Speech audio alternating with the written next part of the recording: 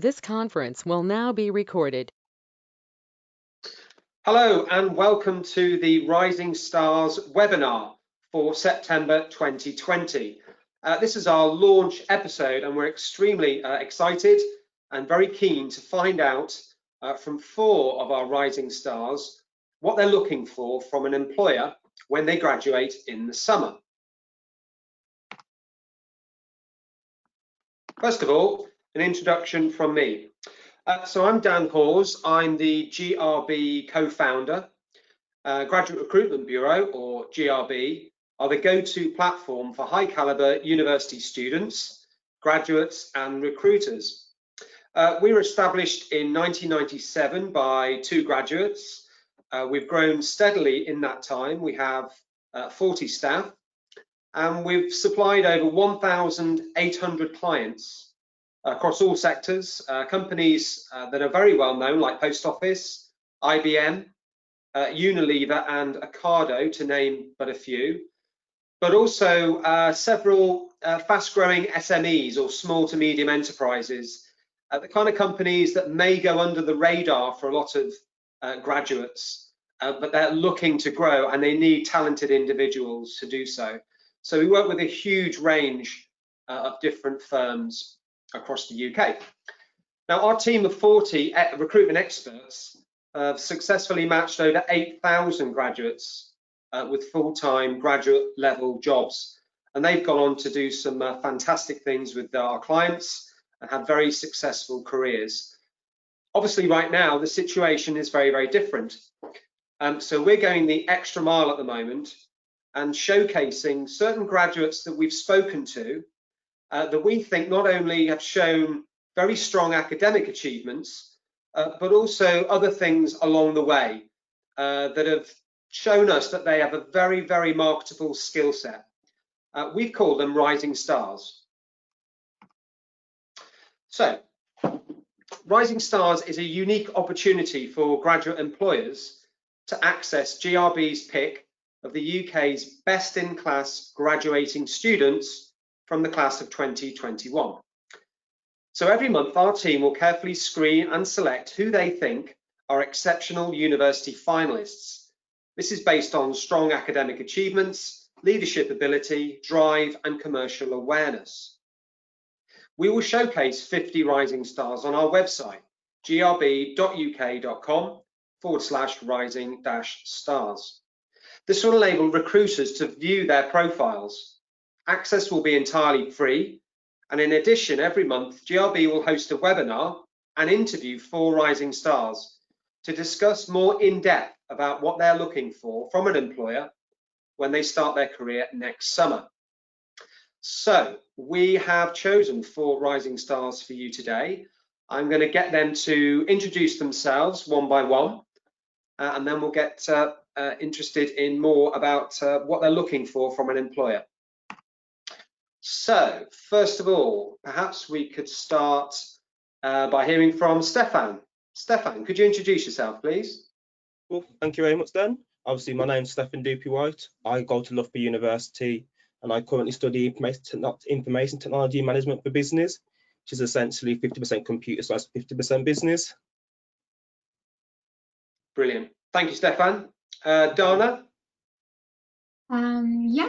I'm Donna Aljabouri and I study a degree in human sciences at UCL, which is basically a very interdisciplinary degree that explores anything and everything to do with humans from very different perspectives. So yeah. Very good. Thank you very much. Greg? Hello, my name is Greg Stratton. I study computer science at Durham. I have a wide range of interests within the field, most specifically artificial intelligence and robotics, really. In short, I love building things. Excellent. And finally, Jake. Hello, my name is Jake. I'm originally from Wolverhampton and I'm an undergraduate at Imperial College. I'm currently studying material science and engineering, and it's a very hands-on course, very interesting course. We get to do lots of labs, we do lots of modules from chemistry, physics, and they're all interrelated, and yeah, it's a really interesting degree. Good. Thank you very much, everyone. It's interesting to see you're all from different universities, some very reputable universities from the Russell Group, but also a real mixture of different courses, and be interesting to hear from you a little bit more now about how you are preparing for your career when you graduate, and most importantly, given everything that's happened, I imagine your expectations might well have changed a little bit. And so perhaps we could start with Stefan and find out a little bit more about what you're looking for from an employer when you start work. Yeah, so Dan, so what I'm technically looking for in an employer is a company that's looking, they've got a bit of a diverse management, or they've got initiatives that are going towards that at the moment. So obviously, as you know, into the media, it's a very hot topic. So I thought for me, especially the background that I'm coming from, it's kind of crucial that they've got the initiatives, because I'm somebody who wants to be able to move up throughout companies, and I feel like them having that initiative is going to help me move up. And also I'm looking for an emphasis on personal development. So this isn't just on the job training, it's more so stuff such as interpersonal skills, soft skills, which are all going to help, because obviously as you move up throughout the company, you need to be able to have all them different skills you can deal with different people, you can manage people. So I feel like that's a crucial part. And then finally, I'm looking for more of a graduate scheme where I can do a rotation throughout different parts of the business. So this will give me more of a breadth of the company, so that I'm able to kind of pinpoint where my strengths lie and my weaknesses lie, and then from there I'm able to work on different parts. So they're the three things that I'm looking for in a company. Okay, and have you narrowed down a few employers? Are they big firms? Are they small firms? Or what kind of company are you looking for? Yeah, so it's more so big firms, because I recently did my industrial placement at HSBC. So obviously that's one of the Right. bigger companies. So obviously I'm setting my heights as high as I can, really. Okay. And have you actually applied for jobs yet, or when are you thinking of doing that? Yeah, so I'm currently working on getting my CV, but I'm currently cutting it down and obviously just making sure I've got all the crucial parts and kind of try and set myself apart from other candidates. But I've started applying. I've got like a list of places I'm going to be applying for. So yeah, that will be coming within the next week or so. Okay, so you're quite organised and you're working towards that goal. Yeah, definitely. Excellent. Okay. Donna, what are your expectations from an employer? So a lot of it, Stefan did mention, so particularly companies that provide opportunities for training and particularly mentoring, which is definitely becoming more popular nowadays. I think there's something really special in that, because not only can you kind of really develop skills that you already have and that are relevant to the job that you're doing every day, but I think you can also develop new skills that you might not have had the chance to before, which can also be transferable to what you do and what you might end up doing in the near future. So yes, I find that really great, and having a mentor, just again, a great opportunity. And then also a company that offers a lot of flexibility. So this can mean not only flexibility on the same kind of level, where you're working with different teams and trying different things and working in different areas to figure out where your interests and strengths lie and where your weaknesses lie as well, I suppose. But also flexibility kind of upwards. So really a company that is willing to put in the effort to make sure that you progress and you're not always in the same place. Yeah, that your position can change and can adapt, and I find that personally really attractive. And then the third thing was a very positive company culture. So I know a lot of people always speak about great company cultures, but for me that looks like a culture that's very collaborative. So not a competitive one, but rather one where everyone's kind of working together and everyone has the same company values aligned. So it means that you're all working towards the same thing. And I think that's very effective. And a lot of kind of creativity and innovation can come from that. So yeah. Okay, that sounds interesting, particularly the mentoring or the buddy schemes that a lot of employers see the value in providing that, because it helps a new graduate settle in, but ongoing it gives them that support and can really help them perform a lot quicker. So it's good to see that graduates, certainly that we're speaking to, are very keen to have that set up from when they start. I'm interested to know what shaped your expectations. Is it from working with other companies up till this point? You've seen elements that you like, that you don't like, or you just you've seen certain organizations and you think that's what works for me? Yeah, so I think things that probably shape these expectations. I mean, firstly, because my degree is so interdisciplinary, I think I almost need that flexibility. So that's one thing that definitely had an influence. And then aside from that, my work experience up until now, like you said, has been in many different areas and many different types of companies. And when you go from working with startups to bigger organizations, I think there are pros and cons for working for each of these. And for example, in a startup, that flexibility is quite innate in a startup because they need to be flexible because they don't have as many people. So you have to kind of end up doing a bit of everything to survive, really. And then in an organization, again, you've got that structure and you've also got really positive things, but it's very different. That's not to say, though, that a big company can't kind of assimilate some of that kind of flexible and like innovative nature that comes with a startup.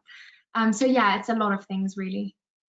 Yeah. No, there are quite a few big companies that try and create a startup culture within different departments, so they're able to be flexible and have a lot of characteristics that startups have. So yeah, it is possible.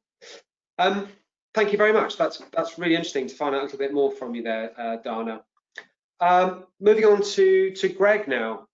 Can you explain a little bit more about what you're looking for when you start your career? Yeah, so there's been some good points mentioned which do link to what I think as well.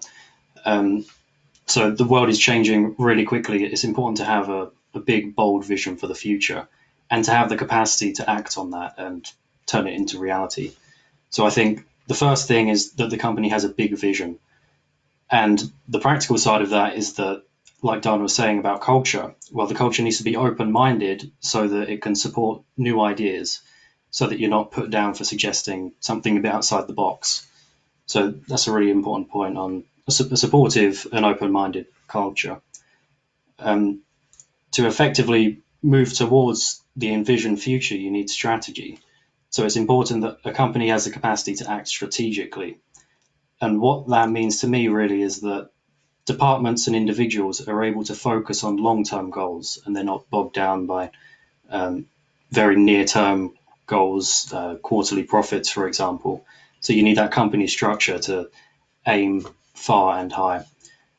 But so that's a lot of thought, and thought's good. You need vision, you need strategy, but it's meaningless unless you follow it up with really decisive action that's meaningful and effective. So I think my main point is that the company isn't overly caught up on bureaucracy and the appearance of action. It's really important that the action that's taken is, like I said, meaningful.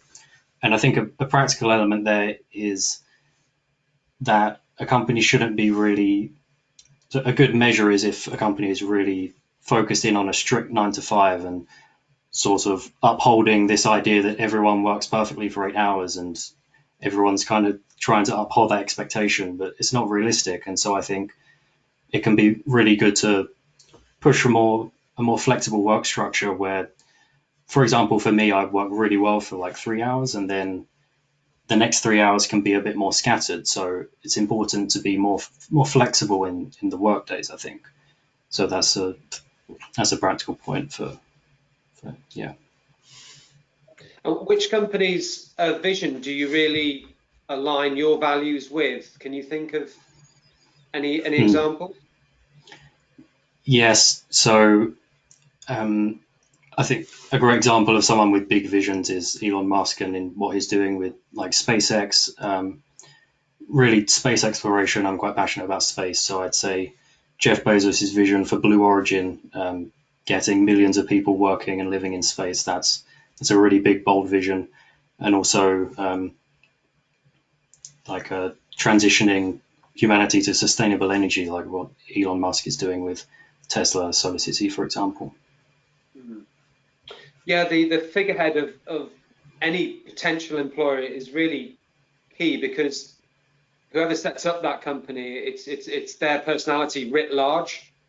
So, I mean, if you can align with that individual and get behind their vision, that obviously can be very motivating and very fulfilling if you're actually working there. I mean, there's thousands of people who do jobs that that make them miserable.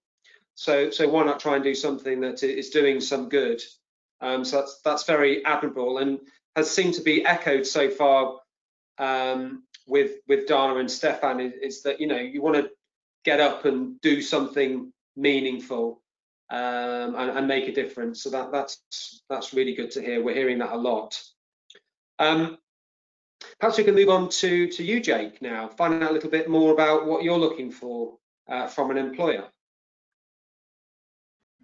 Yeah, before I start, I just want to echo all of the sentiment that this has been said by Stefan, Donna, and Greg. One of the problems with going last is some of your ideas I said before, which happens. But I think there were some really good points made, especially with with regards to what Stefan was saying about diversity and inclusion. How that's really topical today. That's really important. With what Donna was saying about the culture of a company, and mentoring schemes and how they're being more prevalent today. Again, really important for new graduates, and also what Greg was saying about working for a company that has a meaningful impact and has a big effect on the outside world for the good. All great ideas, and I think I just want to echo those thoughts really, because they're really important issues and important things to factor in when you're deciding on an employer to work for. But for me, I think the main one I'd want to add on top of that is kind of just job security, which I guess is a really big issue now in the situation we're in with regards to the pandemic.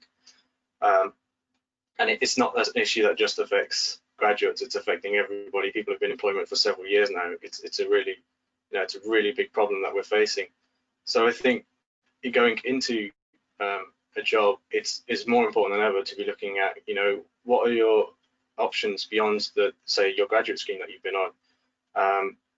For example, I was discussing last week about how is it possible for people who are on graduate schemes to actually turn around and say, oh, I don't want to work for this company anymore, or how often do people turn around and say, I'd rather want a change of direction and work for someone else, and how does that happen?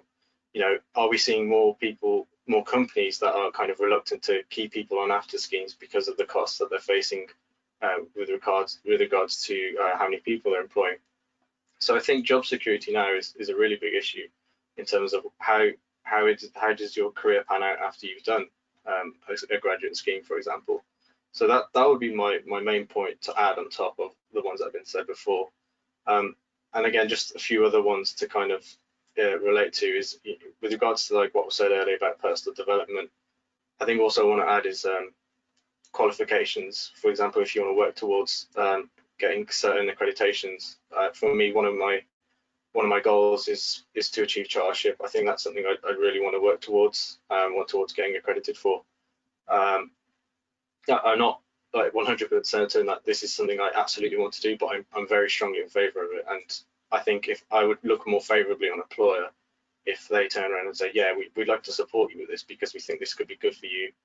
But then again, equally, if a company turns around and says, we'd rather not support with this because we feel that we would be better serving you elsewhere in different regards, then again, I'd be keen to have that discussion to kind of gauge their opinion on that and their thought process behind it. And the final thing as well is, again, I think this was discussed earlier, was flexibility. So being able to work around different areas of the business of the company.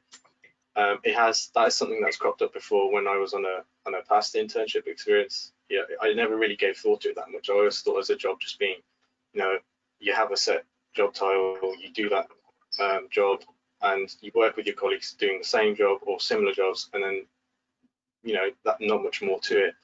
But on my internship, I was given the opportunity to kind of work around different areas, talk to other interns in different parts of the business, and I feel like that actually helped me quite a lot in kind of gauging opinion on where I want to be working on in the future.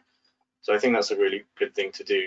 And also, again, obviously not in the current situation we're in, but traveling abroad for kind of work purposes is a good selling point. I think I've seen that before, where there are opportunities to work in different areas, like for example across Europe or Asia or the Americas.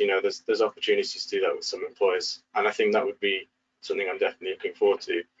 So yeah, those are some of the main things I just wanted to add on, things I'm looking out for. Yeah, it's interesting you talk about job security, because during recessions, normally graduates have tended to be a lot more risk averse. So they've looked at opportunities maybe in safer sectors like the public sector, for instance.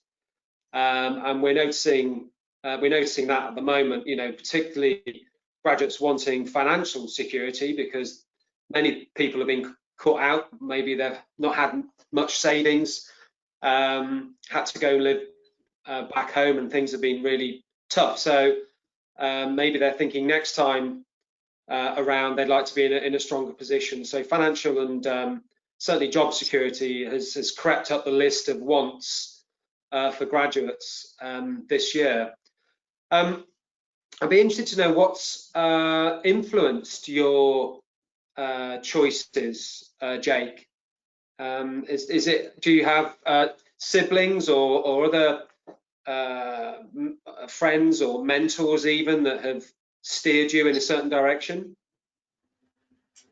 I'm not too sure on kind of the origins on that. I would say that discussions with other people on my course, both in my years above, probably have been the biggest influence, because I feel like a lot of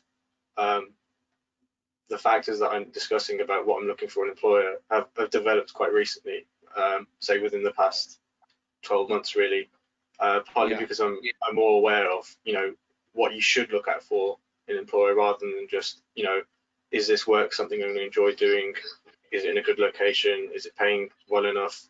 It's far more complicated than that now, especially now. So I feel like the biggest influencer would have been people kind of pretty much in the same boat as me. They're studying the same stuff. They're going through the same things now that I am, and I feel like we're all learning off each other, and I feel like we're all better for that experience, because we're open to more opinions, and I think that helps people make better decisions later on when it comes to starting their career.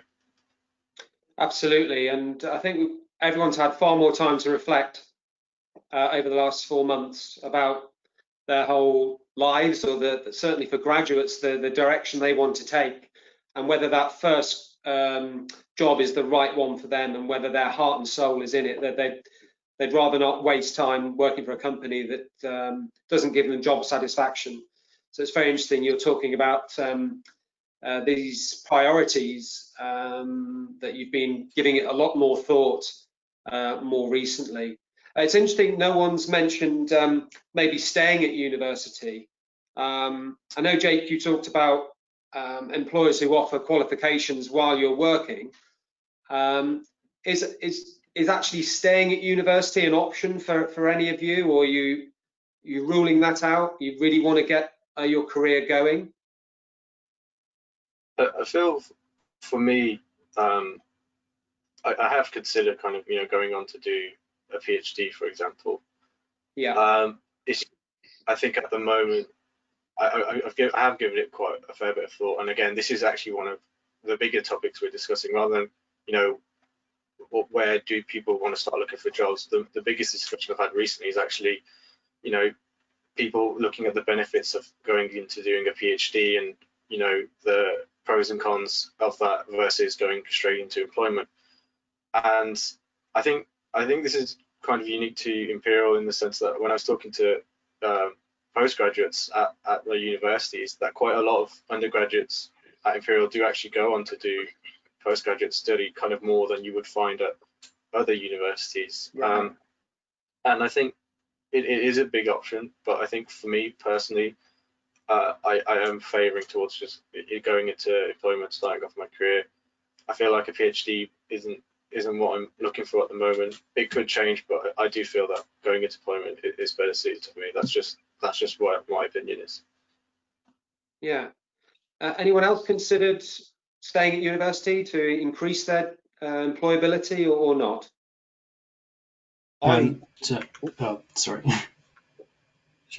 So I'm on my fourth year of a master's anyway, so I've been at uni for 3 years already, and I'm finding that just doing my own projects, I learn way faster when I'm engaged in real problems. And while there's coursework at university, I feel like it just doesn't match up to a real world problem that's so much deeper. So I think it's really time to get stuck in with some real problems. Good. Stefan, you had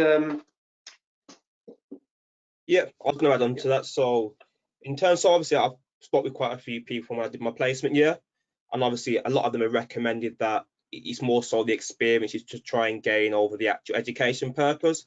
But that's not to say if a company was willing to then go and pay for me to then do further qualifications, such as doing a master's, I would definitely be willing to do that. So it's something that I've definitely considered. But for now, I kind of want to get into the company, kind of find that role that I feel fits me perfectly, and then until the point where I feel like I can't progress any further without having them educate them that further education, I don't reckon I'd go for them. But at that point where I feel like there's barriers holding me back, I feel like that's the point where I'd then consider going into doing some type of further education and then getting my masters and whatnot.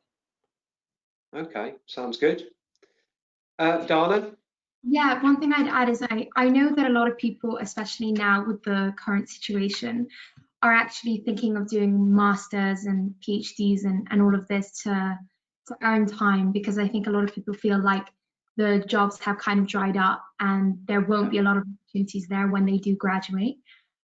So that might be why that's gonna probably occur more. But I mean, personally, like in an ideal world, I do think there is something more valuable about leaving university and then entering the working world and kind of, I don't know, I suppose, you know, getting used to it, really trying it out. And I think it's obviously very different and very dynamic.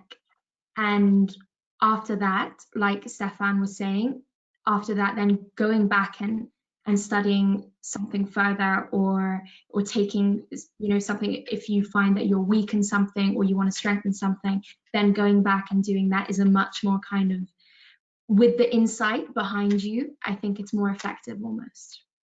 Yeah, great. That's excellent. I mean, in summary, it's clear that you're ready to go.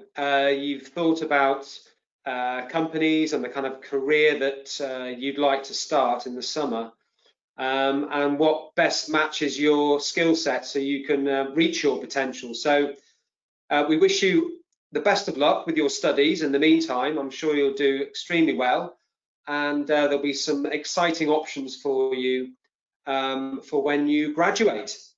Thank you very much for your time. If anyone would like to follow up, we do have our website where we are profiling our rising stars, including our 4 rising stars today. Access is entirely free to recruiters. All you need to do is request an account, and you can see a brief summary of their profiles and request their CVs. So if you're interested in hiring any of our rising stars, do visit our website for further information. We'll be back here next month. All that remains is to say thank you very much to our rising stars and all the very best. Thank you.